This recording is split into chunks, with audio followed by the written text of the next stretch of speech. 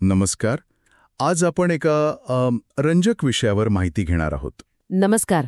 ज्यांच्याकडे वनस्पतीशास्त्र म्हणजे plant sciences किंवा बॉटनी किंवा अगदी बायोटेक्नॉलॉजीची पदवी आहे, त्यांच्यासाठी आयुर्वेद, हर्बल मेडिसिन आणि पॅरामेडिकल क्षेत्रात काय संधी आहेत? हो, हा खूप महत्वाचा विषय आहे सध्या. हो ना.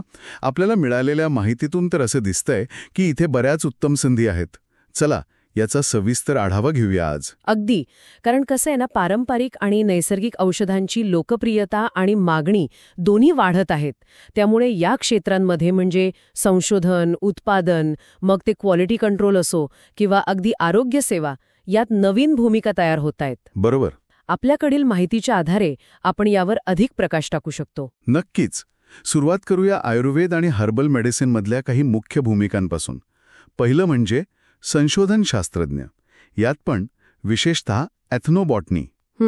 एथनोबॉटनी. हो, म्हणजे पारंपरिक वनस्पती ज्ञानाचा आधुनिक विज्ञानाशी मेळ घालणं. किंवा मग फायटोकेमिस्ट्री म्हणजे वनस्पतींमधले रासायनिक घटक तपासणं. अगदी. इथे नवीन औषधं शोधण्यावर किंवा हर्बल फॉर्म्युलेशन प्रमाणित करण्यावर भर असतो. बरोबर? अगदी बरोबर. आणि हे प्रमाणीकरण हे खरंच खूप महत्वाचं आहे.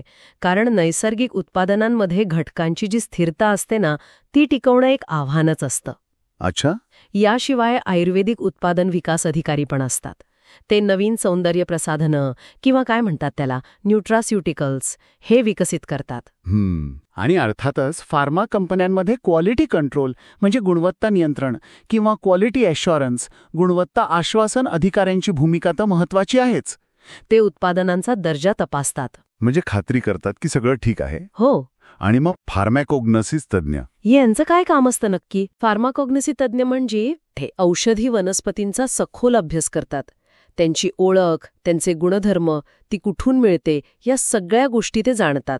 आणि या ज्ञानाचा उपयोग थेट औषध विकासात होतो. अच्छा, म्हणजे हे तज्ज्ञ पारंपरिक माहिती आणि आधुनिक विज्ञान यांना जोडणारा एक पुलच झाले की. अगदी. एथनोबॉटनी सारख्या शाखा हेच तर करतात. वर्षानुवर्षे चालत आलेले जे ज्ञान आहे त्याला शास्त्रीय कसोटीवर तपासून पाहतात आणि यातून अनेकदा नवीन औषधांचा शोधही लागतो. किती इंटरेस्टिंग आहे. बरं, हे झालं औषध निर्मिती किंवा संशोधनाबद्दल. या पलीकडे हर्बल लागवड विशेषज्ञ म्हणून ही संधी आहेत का? हो, नक्कीच.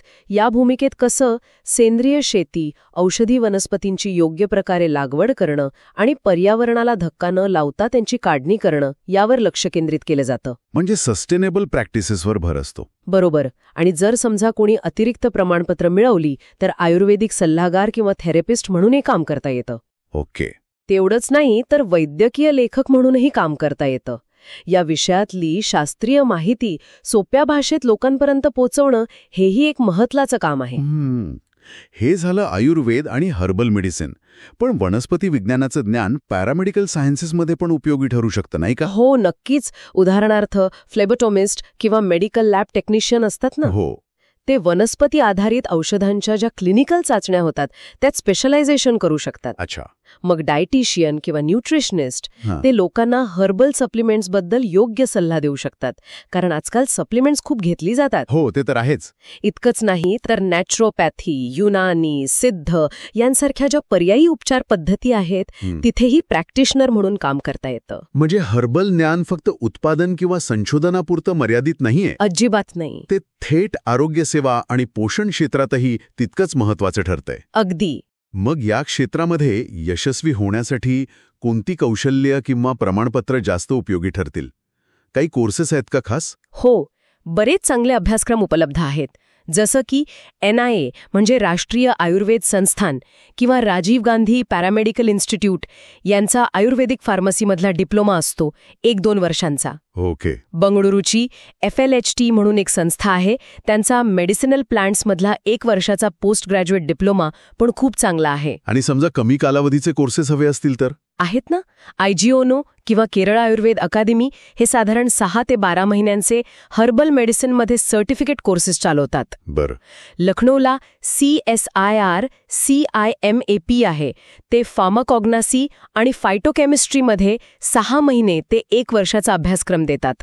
आणखी एक म्हणजे NIN राष्ट्रीय पोषण संस्था, ते आयुर्वेदिक न्यूट्रिशन आणि डायटेटिक्समध्ये 6 महिन्यांचा कोर्स देतात. आणि लॅब टेक्नॉलॉजीमध्ये पण त्याही आहे का? हो, आयुष मंत्रालयाने मान्यता दिलेल्या संस्थांमधून मेडिकल लॅब टेक्नॉलॉजीमध्ये हर्बल स्पेशलायझेशन करता येतं. साधारण 2 वर्षांचा असतो हा कोर्स. वा, म्हणजे थिअरी आणि प्रॅक्टिकल स्किल्स दोन्ही डेव्हलप करायला भरपूर वाव आहे. निश्चितच. आणि आयुषची मान्यता असलेली प्रमाणपत्र असली की विश्वासार्हता नक्कीच वाढते. बरोबर. आता सर्वात महत्त्वाचा प्रश्न, नोकरी देणाऱ्या प्रमुख कंपन्या किंवा संस्था कोणत्या आहेत या क्षेत्रात? खूप मोठी यादी आहे खरं तर. फार्मास्युटिकलमध्ये बोलायचं तर हिमालय, डाबर, पतंजली, बैद्यनाथ, झंडू यांसारख्या मोठ्या नावाजलेल्या कंपन्या आहेतच. संशोधनासाठी CSIR, ICMR, CCRS यांसारख्या सरकारी संस्था आहेत. ओके. एवढंच नाही तर ITC आणि अमूलसारख्या कृषी आधारित कंपन्यांचे जे हर्बल उत्पादन विभाग आहेत तिथेही संधी असू शकतात. अच्छा, म्हणजे FMCG कंपन्या पण आहेत यात. हां. सरकारी नोकऱ्यांचं काय? सरकारी नोकऱ्या मुख्यत्वे आयुष मंत्रालय आणि NMPB म्हणजे राष्ट्रीय औषधी वनस्पती मंडळ यांच्या अंतर्गत येतात. आणि पारंपरिक संस्था म्हणाल तर कोट्टक्कल आर्यवैद्यशाला, आर्ट ऑफ लिव्हिंग, जीवा आयुर्वेदा यांसारखी प्रसिद्ध रुग्णालय आणि वेलनेस सेंटर्स आहेत. आणि आता तर नवीन स्टार्टअप्स आणि ई-कॉमर्स प्लॅटफॉर्म्स पण आले आहेत. नायका, कपिवा, ऑर्गॅनिक इंडिया हे पण मोठे प्लेयर्स बनतायत. म्हणजे पारंपरिक कंपन्यांपासून ते अगदी आधुनिक स्टार्टअप्सपर्यंत सगळीकडे संधी आहेत. पगाराचं काय चित्र असतं साधारणपणे, एक अंदाज? साधारणपणे सुरुवातीला म्हणजे एंट्री लेव्हलला वार्षिक 2.5 ते 4.5 लाख रुपये मिळू शकतात. ओके. मध्यम स्तरावर म्हणजे काही वर्षांचा अनुभवानंतर 5 ते 8 लाखांपर्यंत पगार असू शकतो. आणि वरिष्ठ पदांवर 10 लाखांपेक्षा जास्तही मिळू शकतो. ठीक आहे. अर्थात हे सगळं तुमची भूमिका काय आहे, कंपनी कुठली आहे आणि तुमचा अनुभव किती आहे यावर अवलंबून असतं. स्वाभाविक आहे. चांगली नोकरी मिळवण्यासाठी अजून काही टिप्स देणार का? हो, नक्कीच. इंटर्नशिप करणं खूप महत्त्वाचं आहे. हर्बल फार्ममध्ये, आयुर्वेदिक फार्मसीमध्ये किंवा संशोधन प्रयोगशाळेत इंटर्नशिप केल्यास प्रत्यक्ष अनुभव मिळतो. आयुष मान्यताप्राप्त प्रमाणपत्र तर महत्त्वाची आहेतच. नेटवर्किंगसाठी आयुष, FRLT, CIMAP यांचे जे सेमिनार किंवा वर्कशॉप्स होतात त्यात भाग घ्यायला हवा. हो, लोकांशी संपर्क वाढतो. अगदी. आणि ज्यांना आणखी खोलात जाऊन शिकायचंय ते मेडिसिनल प्लांट्समध्ये MSc करू शकतात किंवा एथनोफार्मकॉलॉजीमध्ये PhD पण करता येते. उत्तम. तर आजच्या चर्चेतून ही अगदी स्पष्ट आहे की वनस्पतीशास्त्राची पार्श्वभूमी असलेल्या विद्यार्थ्यांसाठी आयुर्वेद, हर्बल मेडिसिन आणि संबंधित पॅरामेडिकल क्षेत्रांमध्ये करिअरच्या भरपूर चांगल्या संधी आहेत. हो, नक्कीच. विशेषतः ज्यांच्याकडे वनस्पतीशास्त्राचं ज्ञान आहे आणि सोबतच त्यांनी उपयोजित प्रशिक्षण म्हणजे अप्लाइड ट्रेनिंग घेतलं आहे, त्यांना चांगली मागणी आहे असं दिसतंय. अगदी बरोबर.